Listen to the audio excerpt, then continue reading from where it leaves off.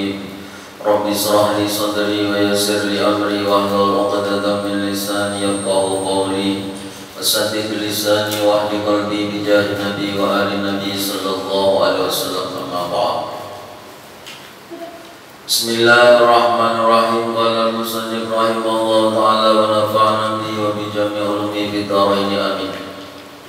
As-salisu ilmul fiqh wa yakfihi ma yukinu bihi ta'atahu min taharatin wa salatin wa siyamin.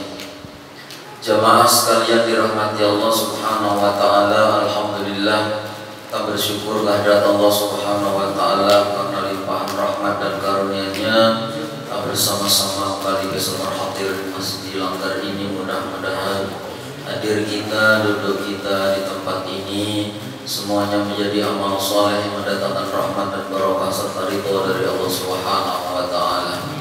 Salawat salam bagi Rasulullah Muhammad sallallahu alaihi wasallam, sahabat, kerabat, pengikut dan pecinta sunnah beliau ila akhir zaman. Kita buka halaman 31 baris tengah nomor 3. As-salisu bermula yang nomor 3, yaitu ilmu fikih, belajar ilmu fikih. Wa yakfihi dan mencukupi bagi pelajar atau muta'alim apa sesuatu yukinu yang menjadikan kuat bihi dengan sesuatu itu, yaitu terhadap murid tadi. Jadi ilmu fikih bagi seorang murid mencukupi baginya sesuatu yang mengukuhkan dirinya untuk berbuat taat. Min toharotin, daripada bersuci, pasti daripada dasar ilmu fikih untuk sahnya ibadah sholat khususnya harus tuntas pelajaran fikih dasar toharoh. Bagaimana menghilangkan najis, najis mukhalathah, najis mutawasithah, najis muhaqqaqah, sudah harus lewat. Itu kan mencukupi daripada belajar ilmu fikih. Jadi masalah bersuci, masalah sholat, masalah puasa,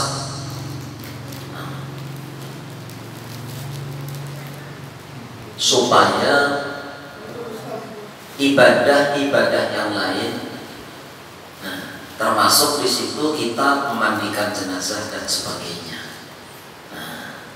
Jadi jangan terlalu kita belajar yang, apalagi kita sudah terjun di masyarakat, sudah mencari nafkah dan sebagainya, bukan lagi sebagai seorang santri, pelajar, mahasiswa dan sebagainya. Maka belajar ilmu fikih itu cukup baginya adalah yang menjadikan sah daripada sholatnya, ya. Nah itu daripada bagaimana bersuci itu menjadi betul-betul sah menurut syariat. Karena ada yang kadang-kadang salah paham. Bulu kucing itu, semalam ada yang bertanya, bulu kucing itu kalau sudah lepas dari tubuhnya kucing itu najis. Jadi bulu kucing nempel di baju untuk sholat, najis. Maka kalau kucingnya yang nempel sementara aja lewat, nyenggol saja, nggak tercabut bulunya, nggak tertinggal di tubuh kita, nggak apa-apa. Tapi kalau bulu kucing lepas di sajadah, ada bulu kucing, kita sujud di situ, maka nanti saja, maka menghalangi untuk keabsahan sholat. Karena sahnya sholat harus tempatnya suci, baju kita suci, tubuh kita suci dari atas besar atas kecil, kan seperti itu. Padahal hal-hal yang seperti itu tidak sepele, padahal itu hal yang mendasar. Kenapa bulu kucing itu menjadi najis? Karena kucing kada halal. Kucing itu kada halal, maka sesuatu yang kada halal bangkainya najis. Nah, kalau ikan sungai itu kan halal, ya kan? Nah, belalang sekarang. Tapi kalau kucing itu kan barang yang nggak halal, maka bulunya tuh hati-hati. Anda sujud, lihat di tempat sujudnya dulu, sejatinya ada bulu kucing.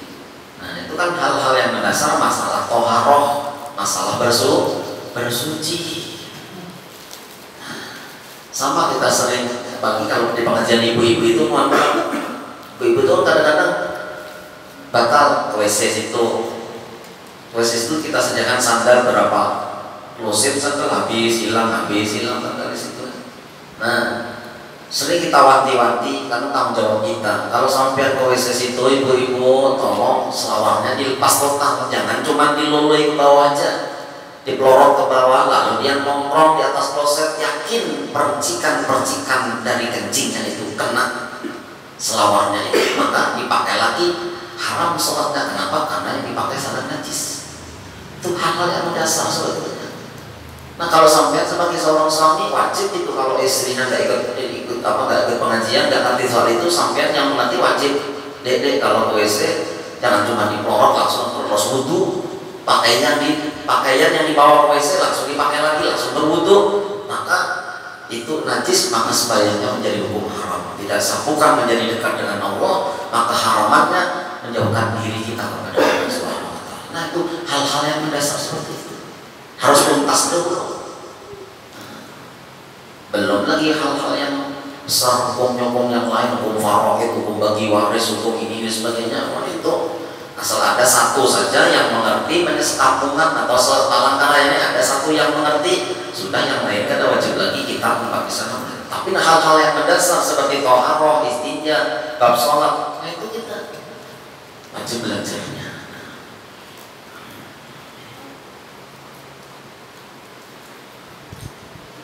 Wa in kana lahu malun, apabila seorang murid itu seseorang itu punya harta, harta, maka ta'allama ma yajibu alaihi fihi, maka dia wajib belajar yang pelajaran itu mengenai harta yang dimiliki itu.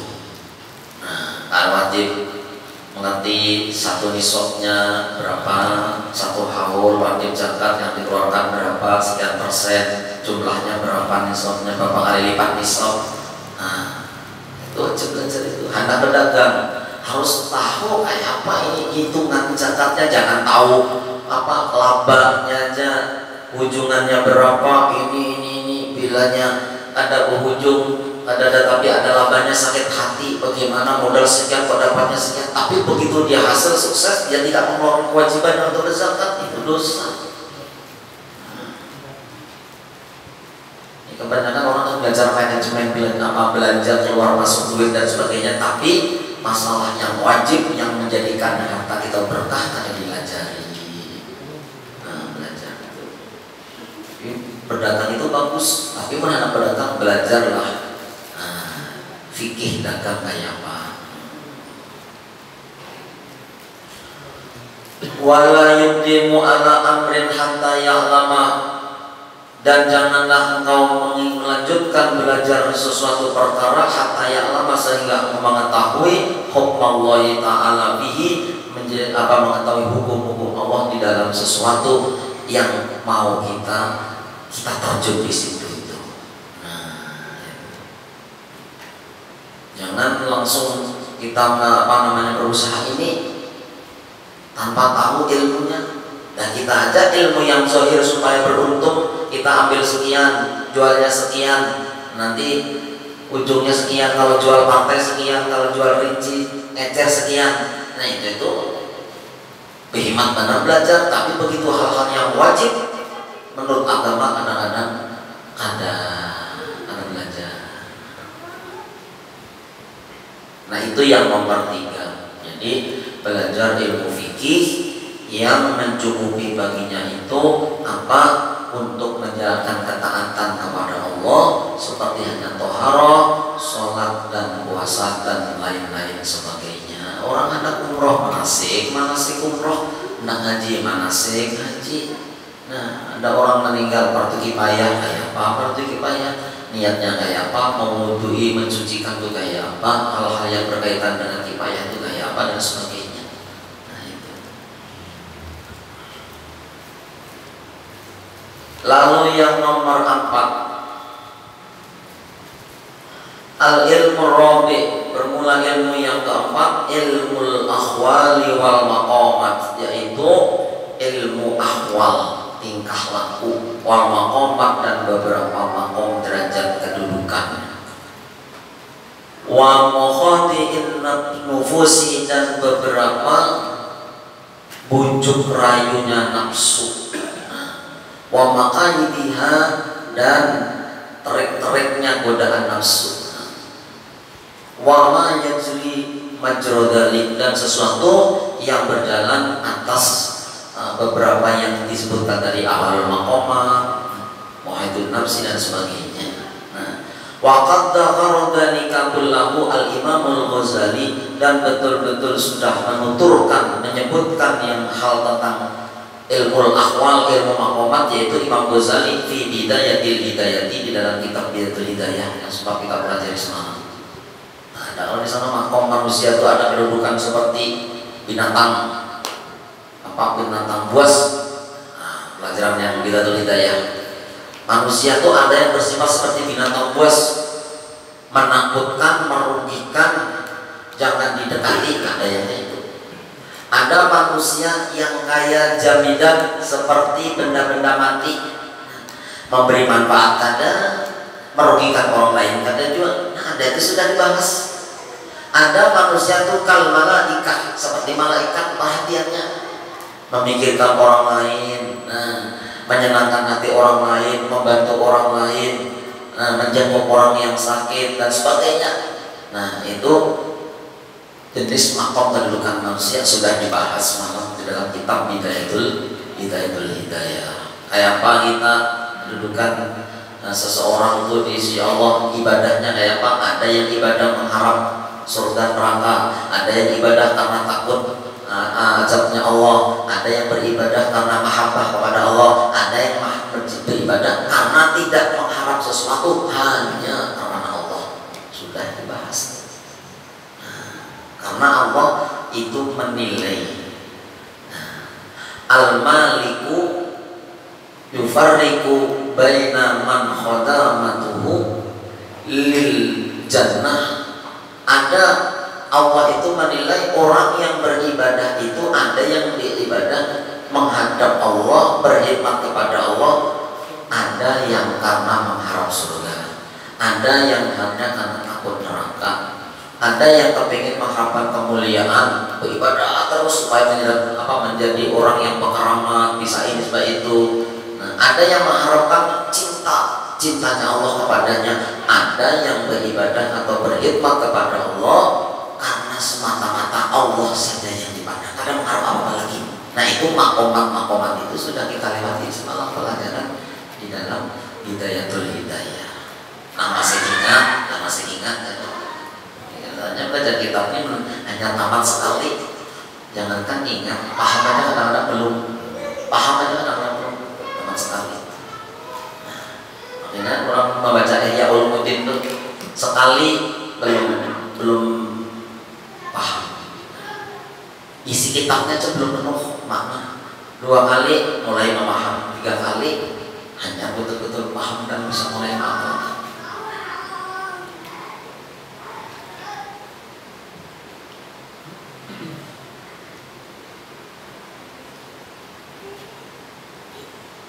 Wasayyidi Abdullah ibn Tahir fi Sulam Taufiqi, dan di dalam kitab Sulam Taufik yang diajarkan Sayyid Abdullah bin Tahir, kita belum membaca, ada kitabnya. Kalau dibaca itu bab fikih dan tasawuf di dalamnya. Wasani, dan yang nomor 2. Jadi yang nomor pertama, yang awal ada berapa? Ada 4. Ilmu Dzatil Aliyah kemarin kita bahas. Bagaimana sifat Allah, zat Allah, maujudnya Allah, batin dan sebagainya. Yang kedua ilmu sifat. Yang ketiga ini tadi ilmu fikih. Yang keempat ada ilmu ahwal wal maqamat. Itu pertama. Wasani, dan yang nomor 2, ayutbi'a fardhu ainihi, maka yaitu seorang murid lalu melanjutkan, ayutba itu melanjutkan pelajarannya fardhu ainihi ini sesuatu yang fardu ain bagi murid tersebut, dita'allumi kitabillahil azizi, dengan belajar kitab Allah yang maha mulia, yaitu Al-Quran tentunya. Fayutqanu itqa'an, maka dia mengukuhkan, menguatkan seorang murid tadi itqanan dengan betul-betul kuat, jaidan dan bagus, wa yastahida fi fahmi tafsirihi, dan dia betul-betul wa yastahida itu bersungguh-sungguh fi fahmi tafsirihi, di dalam memahami tafsirnya Al-Quran. Kita mengembangkan kita membaca tafsir Yasin, nah dulu kita mantap ini. Nah, tafsir Yasin. Jadi yang kedua, tahap kedua ini setelah belajar fikih, mengenal tauhid, ilmu makom, ilmu haliyah tadi, maka yang kedua menyusul ilmu yang fardu ain bagi murid, yaitu belajar kitabullah, minimal belajar membaca Al-Quran. Belum ini mendengar takbir itu di masjid itu ada yang menegurnya. Allahu Akbar, Allahu Akbar, Allahu Akbar, la ilaha illallah, hu Allah. Nah itu hu Allah, hu Akbar, bukan hu Allah. Lihat itu tulisannya, jujur itu.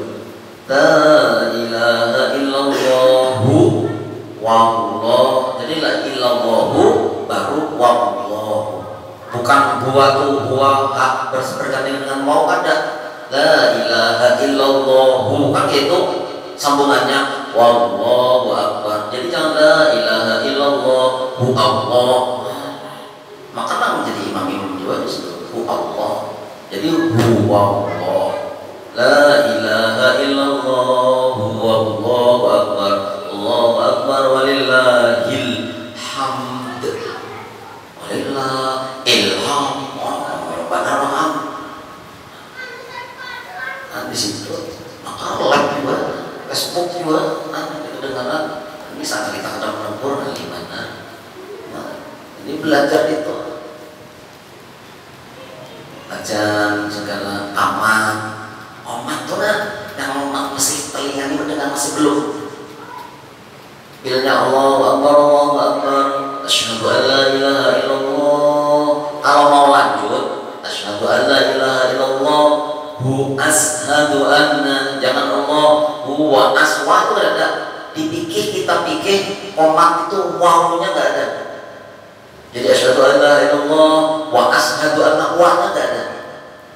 Ini wa ashadu anna Muhammadar, jangan Muhammadur. Wa ashadu anna Muhammadar Rasulullah. Nah, supaya aman, pun kada sampai nyambung-nyambung itu nggak bisa. Supaya aman, wakaf saja. Asyhadu an la ilaha illallah, asyhadu anna Muhammadar Rasulullah, hayya 'alas shalah. Tapi mau nanda wakaf memang harus wakaf, jangan hayya 'alas shalah, hayya 'alal falah. Itu nyambung tapi salah. Wakaf kada nyambung salah. Jadi kalau mau hayya 'alas shalah, kalau mau nyambung hayya 'alas sholati, hayya 'alal falah. Itu nyambung namanya. Anda aman wakaf saja, tapi wakaf itu jangan nyambung, jangan hayya 'alas shalah, hayya 'alal falah. Itu namanya wakaf tapi nyambung. Nah, bujur berhikmat dulu. Hayya 'alas shalah, hayya 'alal falah. Nah, qad qamatis shalah. Jangan qad qamatis shalah, qad qamatis shalah. Salah. Nah, jadi kalau mau wakaf ya wakaf, berhikmat, haknya mati. Qad qamatis shalah, qad qamatis shalah. Nah, itu kalau mau nyambung ya qad qamatis shalatu, qad qamatis shalah. Nah, itu sebetulnya mau jelas tuh tulisannya tuh dipasang, dibaca itu tulisannya. Karena lawas sudah kita belajar kita.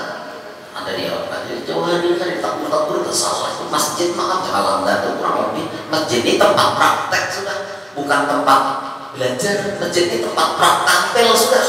Nak belajar di sini atau di mana? Di musola kurang lebih. Kalau bilang masjid sampai salah, waduh parah banget sudah. Jadi lebih baik aman wakaf aja. Ya sholat.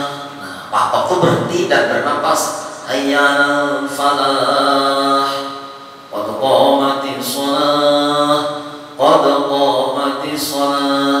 Tapi kalau bisa wasal silakan. Allahu akbar, Allahu akbar, asyhadu an la ilaha illallah, asyhadu anna Muhammadar Rasulullah, hayya 'alas shalati, hayya 'alal falah, qad qamatis shalatu, qad qamatis shalah. Allahu akbar, Allah. Jadi kalau Allahu akbar, Allah rampas. Kalau mau wasal, Allahu akbar, Allah, Allahu akbar, Allahu akbar. Kalau mau wakaf berarti Allahu akbar, Allahu akbar, la ilaha illallah. Itu wakaf. Allahu akbar, Allahu akbar, la ilaha. Tapi kalau cepat Allahu akbar, Allahu akbar, Allahu akbar. Nah, itu. Mumpung ingat nih, mumpung ingat. Lawasan ada ingat terus. Mumpung ingat itu karena hal-hal yang wajib itu. Apalagi Bilal nih sudah membaca. Bilal kan membaca ma'asral muslimin rahimahullah, riwayat Nabi Hurairah radhiyallahu. Itu kan ada situ ada satu waman lahu fala juma'atana angsitu wastami'u. Di situ tuh sudah jelas paru panjang, haknya yang anu pendek, masih aja di mana? Orang asal bacanya masih. Nah itu tolong diperiksa lagi. Jangan terbawa lampu. Kadang-kadang terbawa lampu panjang pendeknya salah karena perlaku tadi bang. Nah itu. Wah, biasanya ini yang dia banyak keliru nih. Wa fi hadisin akhar, ternyata salah tuh. Itu banyak itu. Coba diperiksa lagi. Yang betul wa fi hadisin akhar, yang panjang tuh B-nya. Wa fi hadisin jangan wa fi wa fi hadisin akhar. Nah itu salah, nyata salah sudah. Kadang melihat kan salah sudah, mendengarnya salah sudah. Haknya jangan dipanjangkan. Wa fi hadisin akhar. Ini wa fi hadisin itu kan terbawa laku aja itu. Wa fi hadisin akhar itu terbawa laku. Yang betul wa fi hadisin akhar. D-nya panjang, A-nya panjang. Karena ada tulisannya, jangan yang apa-apa. Ini tulisannya ada, ya masih salah juga. Nah, itu. Ulun menegur kayak ini karena sudah merasa sepeping sanatan dia keluarga. Karena mungkin dia tersinggung, awas sudah mengaji. Kecuali hanya nyaran kita begini, apa juga Ustaz nih? Berarti salah taruh aku selama ini, masalah aja lagi. Ya, ini mau bujurakan. Nah itu, coba diperiksa lagi itu nah bacaannya, nah Bilal nih bacaannya kan ada gagal di Qur'an lagi di situ. Asal bangurat itu bacaannya dijamin benar. Itu sudah lulus tasken itu sudah, tinggal kita membacanya lagi. Tulisannya sudah benar. Karena masjid kita ini mulai ramai, musafir, penduduk mulai banyak, Jumatan sudah penuh, hari raya penuh. Amun yang tampil di situ masih salah-salah, makanya pengajian ada di situ malam Senin ada 2 kali takbir. Nah, ini semeriling mendengar dari luar ini. Nah, itu bisa sudahlah, memamai jadinya di pengajian yang kali ini. Barang aja ya Allah. Minta ditobilah al-Fatihah.